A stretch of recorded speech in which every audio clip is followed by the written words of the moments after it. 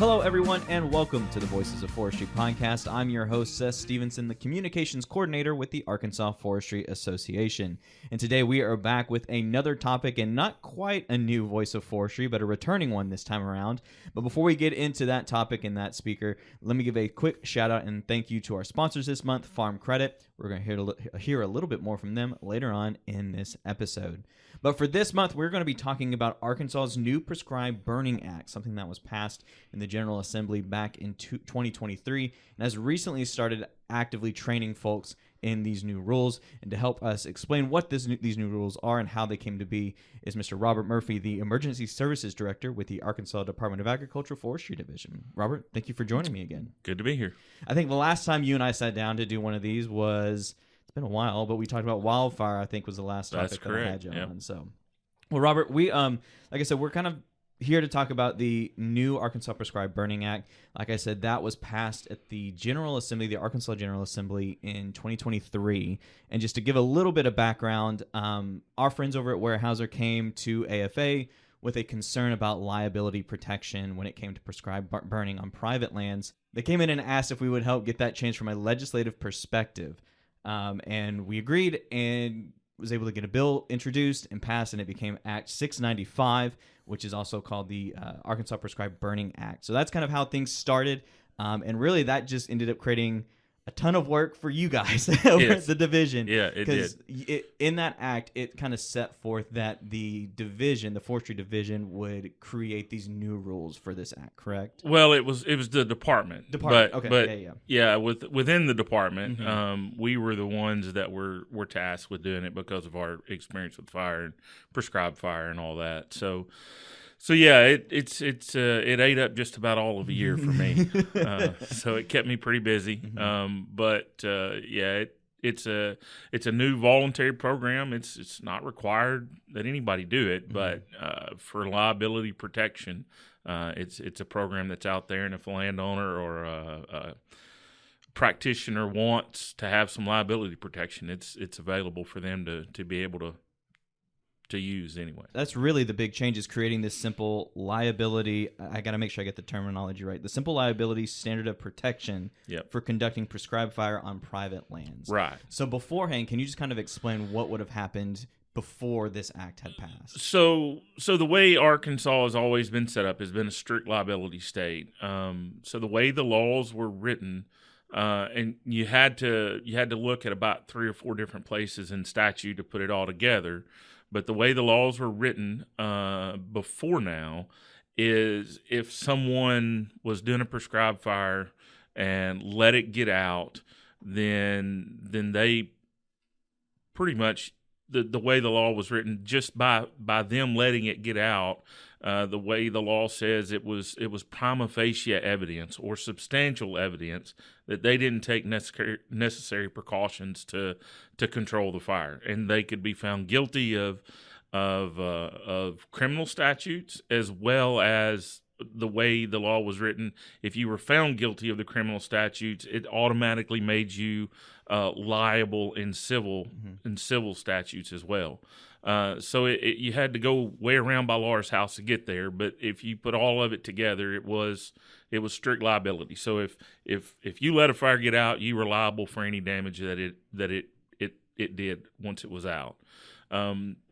With the way the law is written now, with the addition of Act 695, so those laws are still in place. But if you are a qualified prescribed burner, Act 695 exempts you from the civil statutes that make you civilly liable. So it provides an avenue for practitioners to have a little bit more protection than what they had in the past. And it allows, more importantly, I think, for some insurance people to feel more comfortable to come into the state and to insure practitioners that are wanting to do prescribed fire as well. And we should reiterate, too, that for prescribed fire, to do it correctly, there is a lot of steps that are going to place. You have to have a plan. You have to check the weather. Like, there's a lot in place. It's not like you can go out there, light a match, let it go, and watch it. No, the way the law, if you read Act 695 and you follow the law, there are some steps that have to be taken, and there's the first thing in there is you have to have a prescribed burn plan. And in that prescribed burn plan, there's some things that the law says has to be in that prescribed burn plan as well. Like you have to have a description of the property. You have to have the weather conditions that are, conducive for doing that prescribed fire. There's several things listed in the law that have to be in that prescribed burn plan in order for it to be considered a burn plan under the law. And I say that to kind of go back that beforehand, even if you had followed a burn plan to the T and it got out, you were still liable, right? You could still be held liable in court, which now, if you're a qualified prescribed burner, or if you have a burn plan that was written by a qualified prescribed burner and are burning less than 100 acres, then you can have that burn plan, and by having and following the burn plan, you have some civil liability protection. So what was it like, I guess, for you? Because you worked in, correct me if I'm wrong here, but you guys worked in tandem with the Arkansas Game and Fish Commission, correct? We still do. Still do, yeah. And so what was it like through that process to kind of create these rules and get this new set of plans and rules in action? Yeah, well, so the way the law is written, and it's kind of a different way. I don't know of any other law in the state that does this, but it gave us, the Department of Agriculture, it gave us and the Game and Fish equal standing in qualifying people, but then put the requirements for the rules promulgation on the department. So made some contact with the folks at Game and Fish, and we all kind of sat down and discussed it and decided if we were going to have a meaningful program, we couldn't have Game and Fish doing one thing and us doing another. So we decided that the best way forward was for us to work together and make it the same. We do all the trainings partnership with the Game and Fish. At all the trainings, there's going to be folks, or should be people from our agency as well as the Game and Fish. We kind of, I guess, divide the things that we teach between ecological stuff and technical aspects of burning, and we kind of teach the technical things, and the Game and Fish teach the more ecological things usually, and so we work really close hand in hand with them and have a great partnership with them to deliver this to the public. So in regards to kind of creating these rules, I'm assuming there were a lot of steps in I don't want to say hoops, but we'll stick with steps that you guys had to follow to yes. make sure that things were correct and everyone agreed with what was decided. Right. So there's a process laid out for promulgating rules under state statutes. So what we did first was we put together a group of stakeholders and kind of got as many people in the room as we could, or representatives from as many stakeholder groups as we could. We had private landowners, we had NGOs, other state agencies, and AFA was there as well. And tried to get everybody in the room and sit down together and write the rules as best we could, so that when the rules went for public comment, we felt like we had a pretty good chance of not having a whole lot of pushback from the rules. So we had to promulgate the rules, then we had to, of course, they have to go for the department's approval, and then once the department approved them, then they have to go to the governor's office for approval, and once the governor's office approved them, then they have to go up for public comment, and then they go for legislative approval. And so it's quite a process. You have to have a public hearing and all that kind of stuff. So yeah, it's not something I want to get into very often. Okay. But yeah, it was quite a cumbersome process to get it done. Well, and did you guys get any kind of feedback from during like that public comments time? We got very little pushback from any of the public comments. There were a few things that were discussed, but some of the things that were asked were just things that we didn't have the ability to do under the statute. Mm-hmm. It just didn't give us the authority to write rules on some of the things that were asked of us to do. So we did the best we could to address all of them, but there were just a few things we couldn't do. But mm-hmm. It was very minimum pushback. Okay. Well, and that always makes things at least a little bit easier for the most part for you guys. Well, and I think that went back to the fact that we had all those stakeholders help us write mm-hmm. the rules to start with. By getting their opinions on the front end, we were able to kind of cover their concerns before it went to the public comment period. Okay. Well, Robert, I tell you what, we're going to take a quick break right here, to hear a little bit more from our sponsors this month, Farm Credit.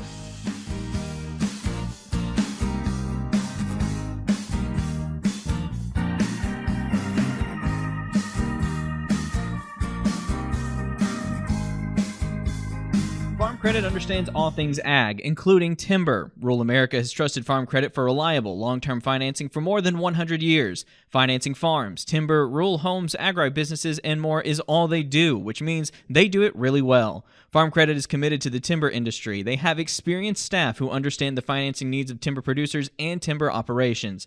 Call Farm Credit today for long-term competitive rates that'll support your timber operation success. Farm Credit of Western Arkansas, the timber lending specialist, equal housing lender.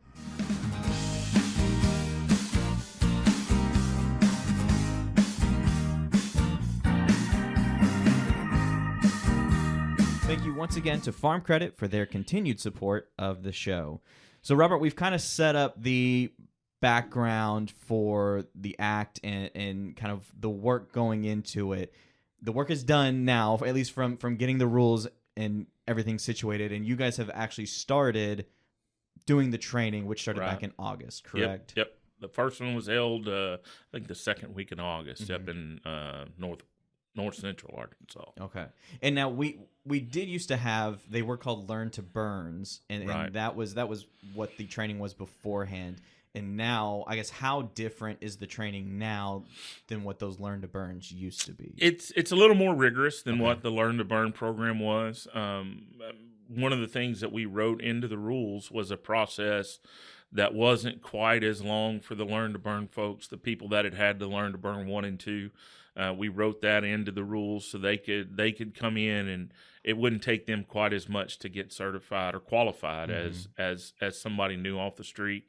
So that was one of our first things to do was to get those people that wanted qualification to get those qualified. And I think we had about 150 people that had Learn to Burn 1 and 2 that went through the process of doing the training. So we did those 3 trainings, and we've also done about, let's see if my memory can serve me correctly, I think we've had 10 or so of the actual 2-day trainings that we're doing now.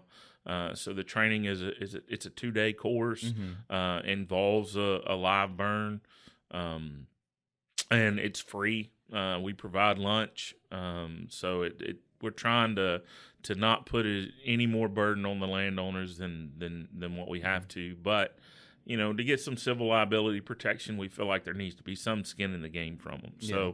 So it's a 2-day course. They come in for 1 day. It's pretty much spent inside going over a variety of topics, like how to look at the weather, what to expect from the weather, how to look at a weather forecast and figure out when it's a good day to burn. And then move forward with, technical aspects of actually lighting and controlling and how to get a fire to do what you want it to do as much as we possibly can. Yeah. And then we actually finish it up with a live burn at the end of day 2. So there's a lot that we cover in those 2 days, but I think it's a really good course, and we've got a lot of positive feedback from those folks that have went through it so far. So are you guys seeing mostly, because we were talking before we started recording, and you said about 300 people have gone through it in total. So are you guys seeing mostly landowners, or is it a mixture of landowners and company people? It is a lot of landowners. We've seen the vast majority of it has been landowners. As most of the folks that have been through it have also been participants in the prescribed burn associations that have been set up across the state through a lot of work, the Game and Fish and the several other agencies, Quail Forever, and I don't know who all had a hand in it, but I know there's a lot of different people that had hands in setting those prescribed burn associations up. A lot of those members of those associations have been through the program. Where we get most of our agency and those type people are through the prescribed fire as a management tool workshop that we do once a year with the Prescribed Fire Council. So there's about 50 people that have went through that this year, and those 50 people were qualified just like the ones that have been through the 2-day training as well. But there's a lot of landowners predominantly. There's been a few consultants and practitioners out there that do it for a service, but yeah, the vast majority have just been private landowners that are interested in burning their own property and want to have that civil liability protection. So once they go through the training, no matter if they're a landowner or whatever, they do become a qualified prescribed burner. So can you just kind of explain what exactly that means for someone to have that? Well, to have that qualified prescribed burner tag means that you can burn long as you follow the rules that are set forth in the law, not by the rules that we wrote, but as long as you follow the law, you can do those prescribed burns on your property or in partnership with other landowners. But you can do all the prescribed burns you want to, and if something were to go wrong, and by Murphy's Law, if something can go wrong, it will. If something were to go wrong, then you have some protection there, so you don't have to worry about losing the whole farm over one small mistake. Now, it protects you if someone sues you, but it doesn't keep somebody from suing them. But it should protect them, and it's not been challenged in court yet. So we don't know how all that's going to work yet until something happens. But it should provide that liability protection for someone. When they go into court, they have that protection there. And I guess another thing too that you mentioned early on in the episode, very quickly, was that this is all voluntary. Correct. You do not have to be a qualified prescribed burner. Nope. But if you do, you do get that simple liability protection. So just like we talked about before with the strict liability standard, if you are not a qualified prescribed burner and you're still doing prescribed fire, then you fall back under that strict liability standard. So if something were to happen and a fire were to get out, you would fall under that strict liability, and there wouldn't be much recourse. If someone were to sue you, you'd pretty much be held responsible for all the damages. Yeah, and I know we at AFA kind of heard some feedback from, I believe it was landowners specifically, who were worried about, well, now I'm being told what I can do just to burn my property. Now that's not the case at all. It's strictly voluntary. Yeah, so this is just an added bonus if you take the time to go through those 2-day workshop and get that qualified prescribed burner title. Correct. So, right. Okay. Well, Robert, this is something you also kind of mentioned, but I wanted to ask you anyways. In your professional opinion, how do you think this act will benefit, hinder, whatever landowners? I know you said the big thing was insurance, getting insurance to come in. I think it's going to provide an opportunity for liability insurers, people that specialize in outdoor recreation type insurance, to come in and they'll feel a little more comfortable insuring landowners in the state. But I hope the biggest benefit we get from it is the benefit of getting more prescribed fire on the landscape. That's the idea behind what we're trying to do, is to give those landowners the tools in their toolbox that they need to manage their property, because we only have a small portion of public land in the state, and if we want the the wildlife benefits that a lot of the Arkansas citizens want. If we want those things to come back, if we want quail and we want good turkey habitat and we want all those things, it's going to have to happen on private land. There's not enough public land in the state to make that much of an impact. So it's all about getting those private landowners the tools in their toolbox that they need to manage the state's resources that in a way that benefits the state as a whole and the landowner. Okay.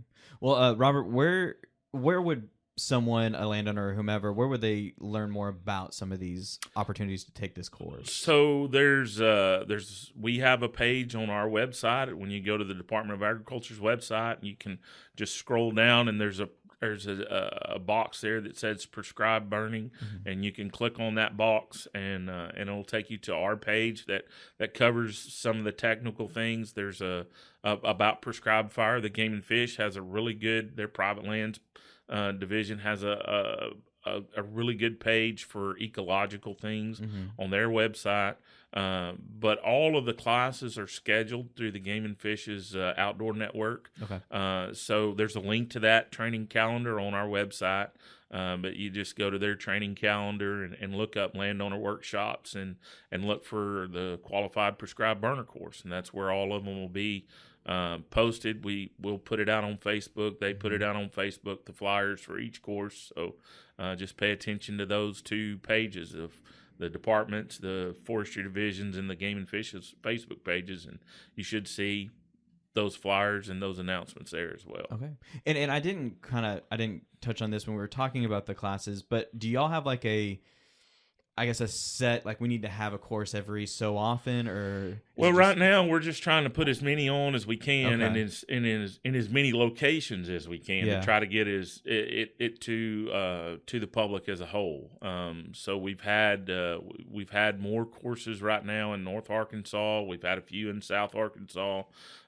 We've had like one over in West Central Arkansas, but we need to have more over there. But we're trying to get them in as many places as we can to reach as many landowners as we can. Okay.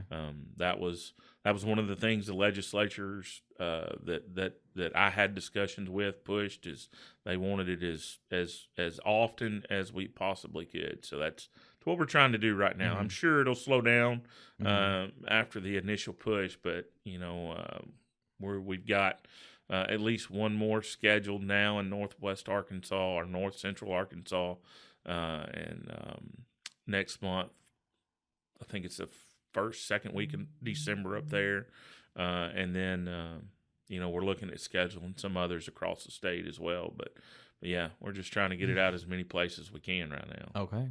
Well, and we'll make sure to post the link to that calendar and to all that information in the description of this episode. So if you're interested, just look there, and that'll be probably a quick way to kind of get some of that information if you are interested, to see if there's a class in your area or close by. So, well, Robert, I think that kind of wraps us up. Is there anything else though that I'm missing or that you want to add before we kind of? I think I'm good right now. Okay. All right. Well, we'll. I know we've got another general session coming up here at the beginning of 2025, and I'll try to make sure Max doesn't dump too much in your plate coming around this next year. So, I don't think there's anything like this coming this right now that I know of. Anyway. Good. Well, but we appreciate all the work that you've done, and Game and Fish and everyone else, all those stakeholders have done to kind of get this in place to provide this kind of protection to some of the landowners who do just want to do what's best for their properties. So we appreciate all the work that you guys have done. Yep. Thank you. All right. We want to thank you guys for joining us this month.